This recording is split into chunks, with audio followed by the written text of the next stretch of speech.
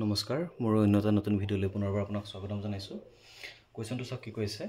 কোনো এক আয়তৰ কালি 192 বৰ্গ সেন্টিমিটাৰ আৰু ইয়াৰ কৰ্ণৰ দৈৰ্ঘ্য হৈছে কিমান 20 সেন্টিমিটাৰ আয়তৰ পৰিসীমা উলিয়াব দিছে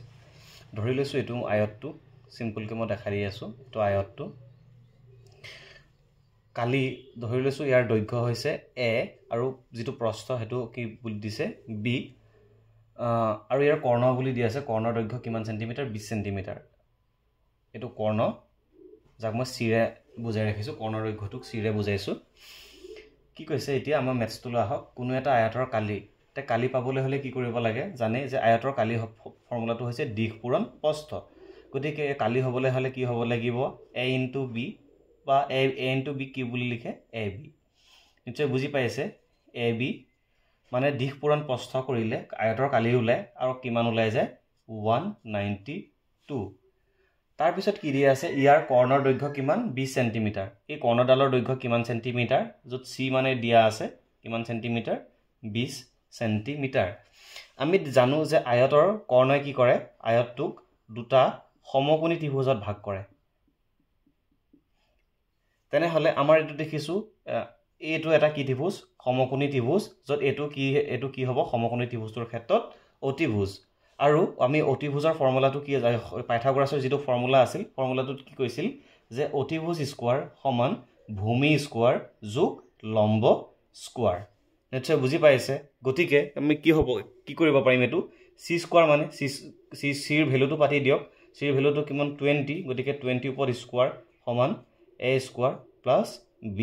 স্কয়াৰ নিশ্চয় বুজি পাইছে এইখিনি চাক মই কত পাতিছো কিয় পাতিছো এইখিনি যে পাইথাগোৰাছৰ যেটো উপপাদ্য আছিল যে এটা সমকোণী ত্ৰিভুজৰ কি অতিভুজৰ বৰ্গটো কাৰ সৈতে সমান ভূমি স্কয়াৰ ভূমিৰ বৰ্গ আৰু লম্বৰ বৰ্গৰ কি যোগফলৰ সৈতে কি বোলে সমান অতিভুজ স্কয়াৰ সমান ভূমি স্কয়াৰ যোগ লম্ব স্কয়াৰ গতিকে c ৰ ভ্যালুটো পাতি দিছো 20 গতিকে 20 ৰ ওপৰত স্কয়াৰ সমান কি a square plus b square তেনে হলে ইয়াৰ মানটো কিমান আহিব 20 গুণ হৈ যাব 400 তাৰ পিছত a square plus b square নিশ্চয় বুজি পাইছে তাৰ পিছত চাও কি কৈছে এতিয়া আমাক কি কৈছে আয়তৰ পৰিসীমা কিন্তু আমি ডাইৰেক্ট আয়তৰ পৰিসীমা ফৰ্মুলাটোত এড কৰিব নোৱাৰিম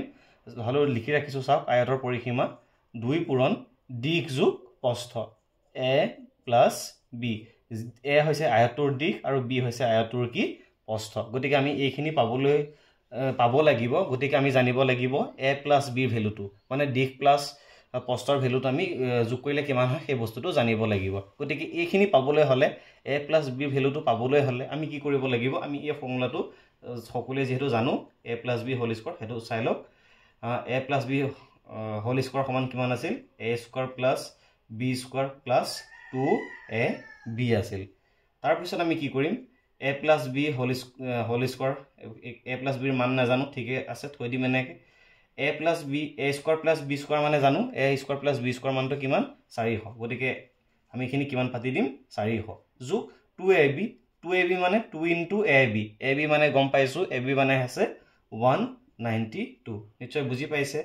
তাৰ পিছত a plus b whole square সমান এটো 400 যোগ 2 দুগুণ 4 2 9 গুণ 18 8 হাতে 1 2 গুণ 2 উকলাকে হতি কিমান হ'ব 3 তেনেহলে দুইটা যোগ কৰিলে 0 ৰ লগত 4 যোগ কৰিলে 4 আহিল 0 ৰ লগত 8 যোগ কৰিলে 8 আৰু 4 3 7 7 8 4 তাৰ পিছত আমি কি কৰিব লাগিব a plus b ৰ ভ্যালুটো হে লাগে যেহেতু গতিকে আমি স্কয়াৰটো খিফালে দিলে কি যাব প্লাস মাইনাস ৰুট যায় কিন্তু আমি মাইনাসৰটো নানো প্লাস মাইনাস ৰুট যাব লাগে কিন্তু আমি মাইনাসৰ নানো কাৰণ কি হয় কাৰণে দৈৰ্ঘ্য কিটা মাইনাসত যাব নোৱাৰে কাৰণে গতিকে স্কয়াৰ আটাই পেলে খিফালে কি দিছো ৰুট দিছো 784 গতিকে 78 যেটো 4 বৰ্গমূল হ'ব কিমান 28 হ'ব 28 সেন্টিমিটাৰ হ'ব নিশ্চয় বুজি পাইছে গতিকে এতিয়া আমি আয়তৰ পৰিসীমা উলিয়াব পাৰিম আয়তৰ পৰিসীমা ফৰ্মুলাটো কি আছিল 2 পূৰণ দিশ যোগ প্ৰস্থ দিশৰ ক্ষেত্ৰত যেহেতু মই a বুলি পাতিছো গতিকে a যোগ b মানে 2 পূৰণ দিশ যোগ প্ৰস্থ এটো হৈছে আয়তৰ পৰিসীমাৰ ফৰ্মুলা সমান কিমান হ'ব 2 পূৰণ